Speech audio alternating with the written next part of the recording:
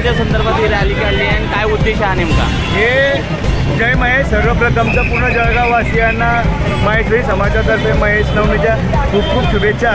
आज आमचं हे जे आयोजन आहे, रॅलीचं नियोजन आहे, हे समाजाच्या सर्व समाजांसाठी शांततेत जावे या हिशोबाने आहे आणि महेश नवमी आमची दरवर्षाच्या प्रमाणे नवमीला येत असते। आज महेश नवमीची रॅली आहे आणि जवळपास 1000 ते 1200 आमचे सर्व मेंबर्स इथं उपस्थित झालेले आहेत। सर्व परिसर जितके आमचे 8 परिसर आहेत त्या परिसराची प्रत्येकाची रॅली तुम्ही बघू शकता की प्रत्येक दोनशे वेगवेगळ्या शिवपार्वतीच्या रॅल्या आम्ही इथं आयोजित केलेल्या आहेत।